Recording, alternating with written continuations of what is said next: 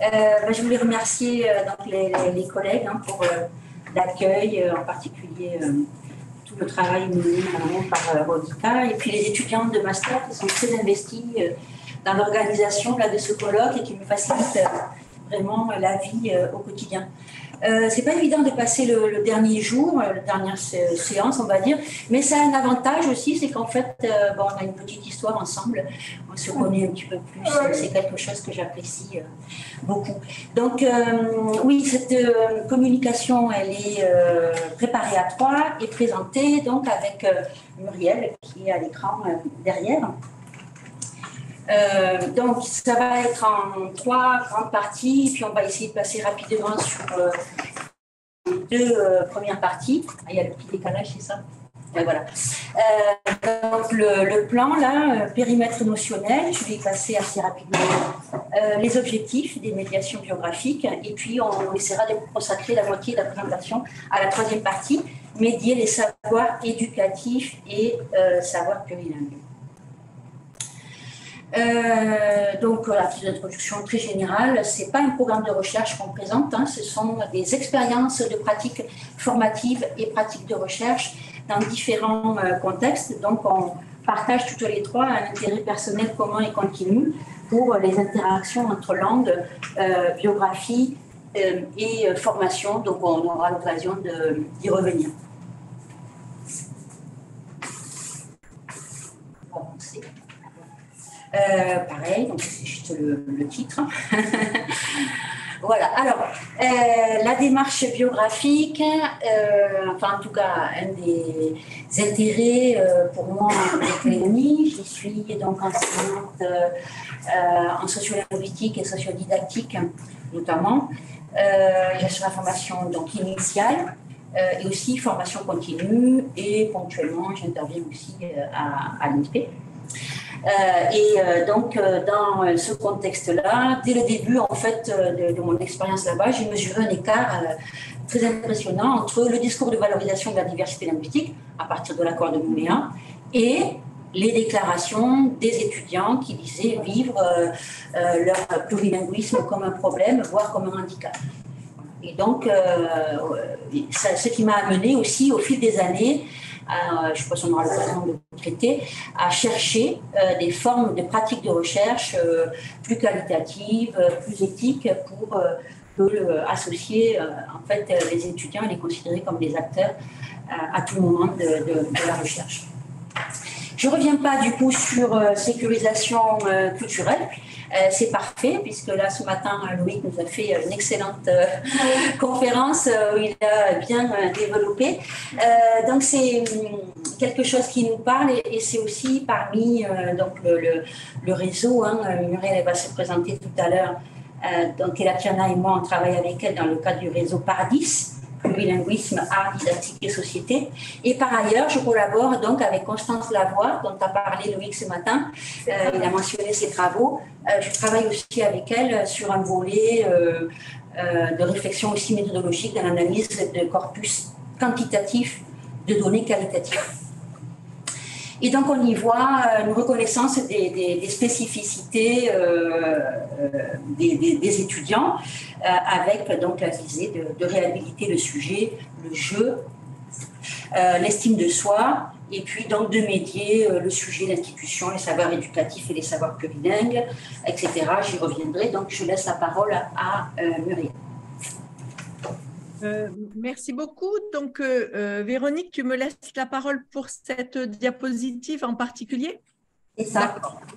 D'accord. Très bien. Donc, c'est toi qui as écrit la définition dans le vocabulaire. Ce matin, Pascal, elle a fait mention du vocabulaire des histoires de vie. Et donc, justement, on a pris la définition que tu as écrite dans cet ouvrage. Voilà, donc il s'agit du vocabulaire de l'approche biographique en éducation coordonnée par Christine Delory-Montberger, paru en 2019 chez RS. Et effectivement, j'ai proposé cette définition de la démarche biographique en didactique des langues, des cultures et du plurilinguisme. Et donc, effectivement, comme vous le voyez surligné en jaune, c'est d'abord un projet éducatif, bien sûr, c'est-à-dire que le biographique en didactique n'est pas une finalité en soi, il est au service d'un projet éducatif. Et ce projet, c'est bien évidemment celui de proposer des médiations. Hein. On verra la diversité des médiations sémiotiques, notamment dans la troisième partie de notre exposé.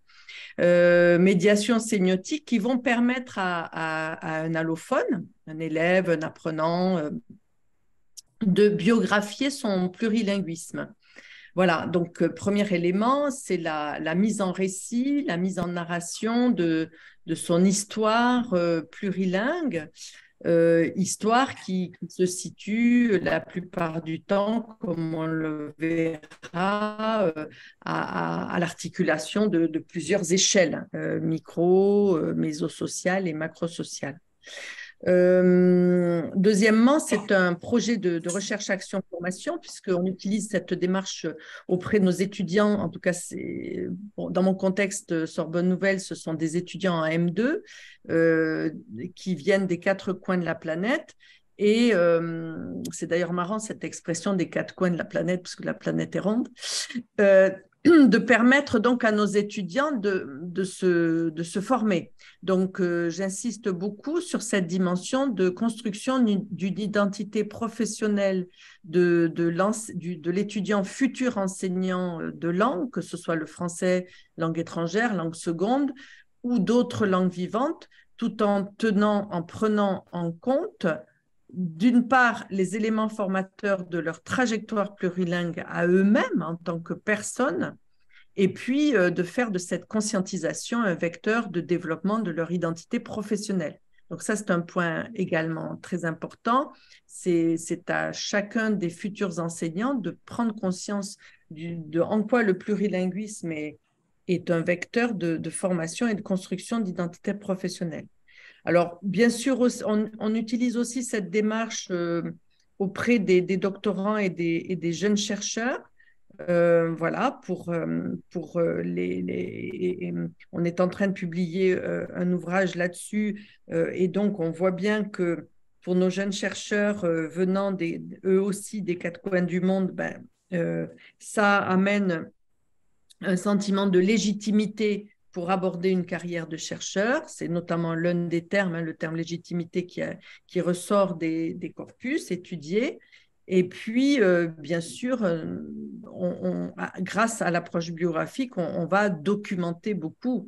Et ça, on va amplement y revenir. C'est aussi une approche qui permet d'amener énormément de documentation à partir des récits, des narrations, sur toutes ces étapes-là de la formation et de l'éducation. Donc, je te laisse la main pour... Ouais, donc pour finir sur cette première partie, les implications critiques, là, elles sont à différents niveaux, hein, sur le plan méthodologique, épistémologique et aussi, bien sûr, éthique. Donc, pour nous, ça participe au renouvellement des sciences dominées par le positivisme à travers donc, des méthodes qualitatives. Donc, on revendique une approche qualitative et compréhensive, des démarches donc, qui s'intéressent justement à l'expérience des personnes, à leur représentation, au sens qu'elles donnent à leur action, à leur histoire, aux relations qu'elles entretiennent, c'est-à-dire à tout ce qui est considéré comme non directement quantifiable et mesurable. J'insiste là-dessus parce que lors du programme École Pomme, ça a été un point de discussion, voire de conflit, avec les collègues en psychologie qui, eux, évaluaient le plurilinguisme en termes quantitatifs ou le bilinguisme comme un double monolinguisme. Et donc, on ne partageait pas déjà, sur le plan épistémologique, la même conception des phénomènes qu'on étudiait. Voilà. Et puis donc ça participe évidemment à de nombreux courants d'études postcoloniales, etc., qui du coup revendiquent l'expérience des minorités minorisées comme source de savoir en se désinscrivant de la quête d'objectivité. Donc nous, c'est bon, c'est réglé. On ne vise pas, l'objectivité, ça n'existe pas. Et on assume du coup une posture donc compréhensive, qualitative.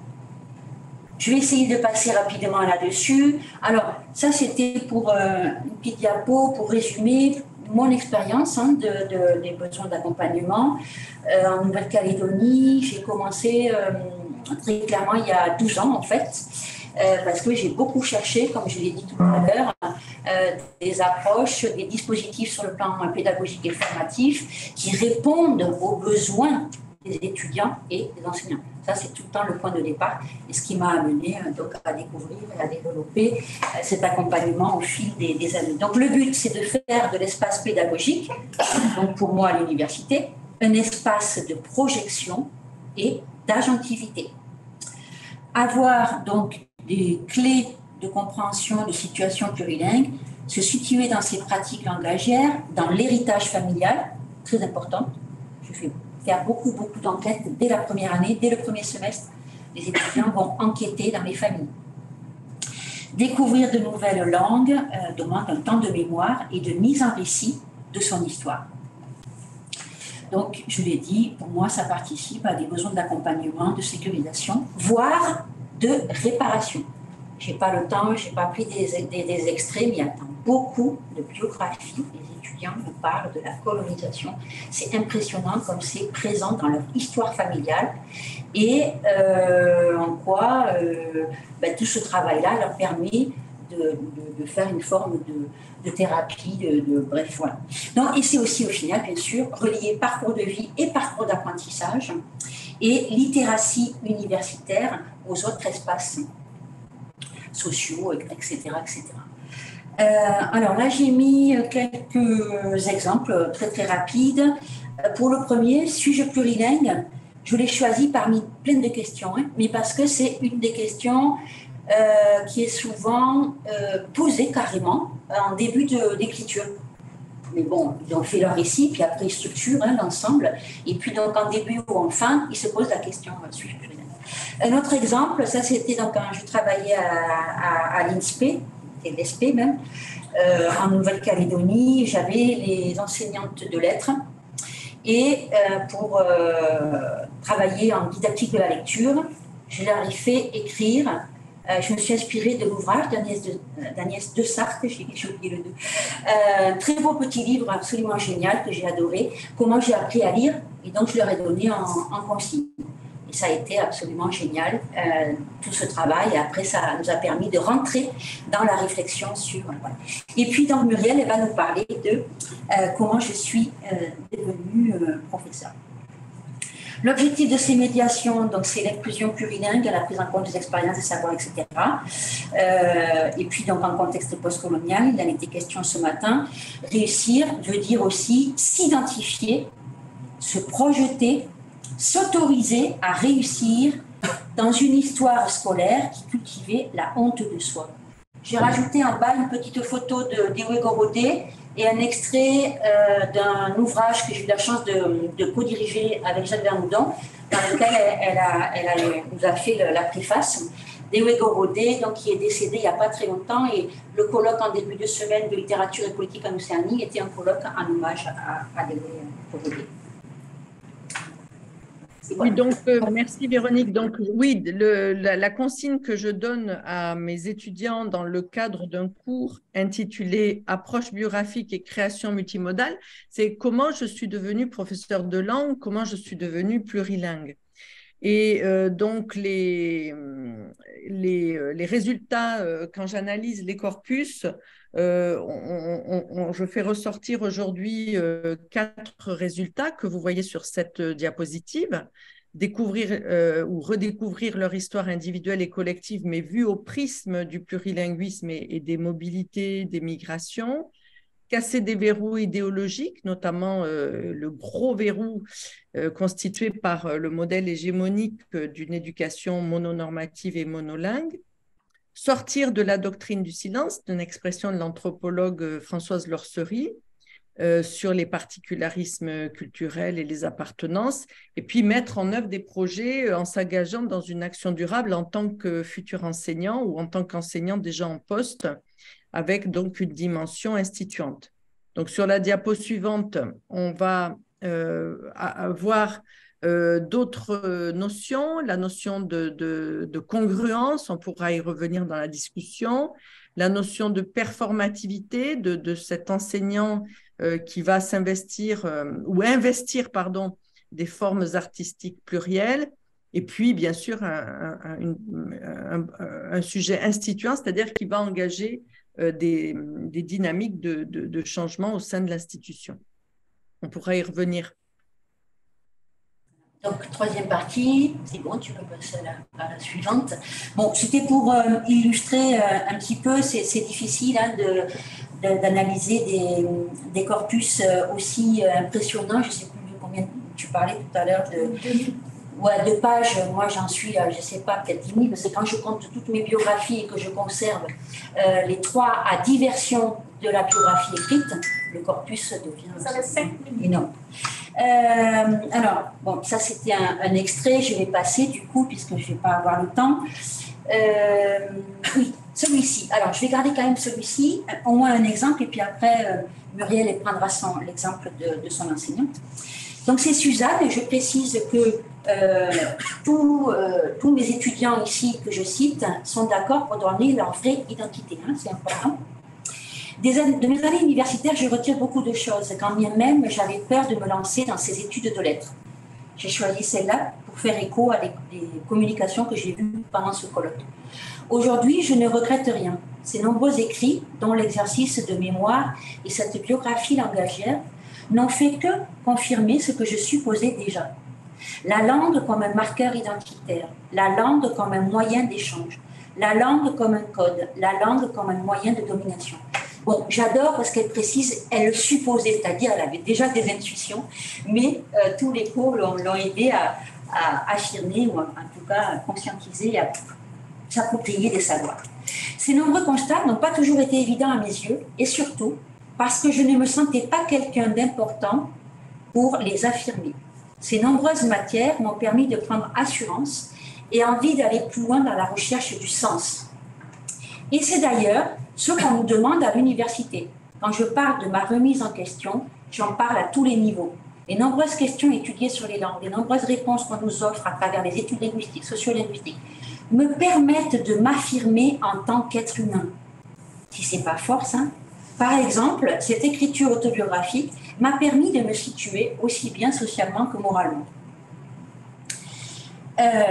Alors, au risque de la surinterprétation du sens qu'elle confère, on peut passer à la diapo suivante, à son discours, moi je fais une analyse rapide sur la base de ma longue expérience, parce que la temporalité est très très importante, sur le fait que choisir des études de lettres, ce n'est pas un choix facile lorsqu'on est océanien, un Kanak avec la crainte de jugement de son père, etc. La langue, je fais référence à une étude que j'ai menée il y a très longtemps. Donc, faire des études de lettres, ça peut paraître prétentieux quand on dit Kanak, océanien, etc. Je passe à la suivante. Voilà. Mais, donc, Suzanne, elle ne regrette rien et au contraire, elle fait un bilan de ses études globalement très positif. Donc, elle explique que tous les enseignements en sciences du langage ont conforté dans ses intuitions et que les pratiques littéraciques universitaires, donc parmi lesquelles la biographie, l'ont aidé à s'affirmer comme être humain, à se situer comme sujet social. Et si elle a rencontré des difficultés dans la socialisation académique, elle a fini par comprendre ce qui est attendu à l'université, à savoir développer une distance critique vis-à-vis des savoirs et non une simple assimilation. Donc, ce qui ne relève pas d'un habitus discursif ou d'un habitus de classe, dans la terminologie de Bourdieu, les 3/4, bien sûr, des étudiants. Et le plus intéressant, c'est que grâce à la biographie, il y a, à partir du concept de Christian Perregaux, une décentration libératrice, et donc elle réalise en fait qu'elle a des connaissances très intéressantes. Je passe la parole à Muriel pour une autre illustration dans son contexte professionnel. Oui, donc on découvre, il va peut-être y avoir de la musique, vous la couperez, on découvre progressivement une page de l'œuvre vidéo de Vanouché, qui est une jeune femme d'origine iranienne et qui nous a offert une création multimodale fondée sur un montage de photos et de musique. Et donc, ensuite, dans son portfolio, elle analyse de manière réflexive, donc, ce travail, et elle explique qu'elle s'est basée sur son parcours de vie et son histoire personnelle, je la cite, marquée par le télescopage de l'histoire contemporaine et de la petite histoire individuelle. Donc, elle a bien... Ah, non. Elle a bien utilisé cette démarche petite et grande histoire. Et en bas, on peut revenir à la diapo suivante. En bas, voilà. Juste, c'est une petite vignette pour montrer que cette utilisation de formes multimodales plurilittéraciées, avec également le visionnage d'un MOOC intitulé « Comprendre les dimensions interculturelles dans le quotidien », qui propose énormément d'exemples de dessins réflexifs, de lettres vidéo, etc. Et elle dit que ces formes l'aident beaucoup à faire ce travail. Et pour moi, c'est l'un des points très importants à développer à l'avenir, c'est de proposer ces démarches sociobiographiques avec des supports multimodaux parce que ça permet aux étudiants de convoquer des ressources expressives qu'ils estiment être très, très enrichissantes pour eux. Il faut qu'on conclue. C'est fini ou il faut conclure? Okay. Bon, on avait un troisième exemple que je ne vais pas présenter, c'était celui de la Tiana Razafi, avec qui j'ai eu le bonheur et la chance de travailler pendant 4 ans. Elle est venue en délégation. Et donc, on est allé dans cette voie de médiation plus artistique, beaucoup plus prononcée. Elle a développé la Bali sur les micro-agressions socio-linguistiques. Et quand elle est arrivée à Toulouse, après sa délégation, elle a refait le même projet à Toulouse avec des résultats vraiment très, très intéressants. Donc, on peut avancer jusqu'à notre conclusion. Voilà, ça, c'était l'analyse de son projet à elle à Toulouse. On n'a pas le temps d'expliciter. Pareil, ça c'est l'analyse, voilà. Et pour finir, donc, pour respecter le temps, je fais un petit clin d'œil à un autre colloque, parce que c'est pas toute chose, en Polynésie, qui a eu lieu récemment. Il y a une petite coupure. Coupure complètement, j'ai l'impression. Il y avait on croyait qu'il était déconnecté parce que c'était tout noir. Oui, donc il y a une dizaine de jours, il y avait un colloque intitulé « Quelle réalité nous échappe ?» concernant le mal-être des élèves. Bon, je trouve que ça résume bien l'atelier de ce matin. En plus, je suis vraiment très, très contente. Et donc, parmi les réalités qui nous échappent, il y a pour nous celles dont seul le sujet plurilingue en situation éducative formative est témoin, acteur, actrice, narrateur, narratrice, d'où le rôle médiateur du biographique. Merci beaucoup. Merci.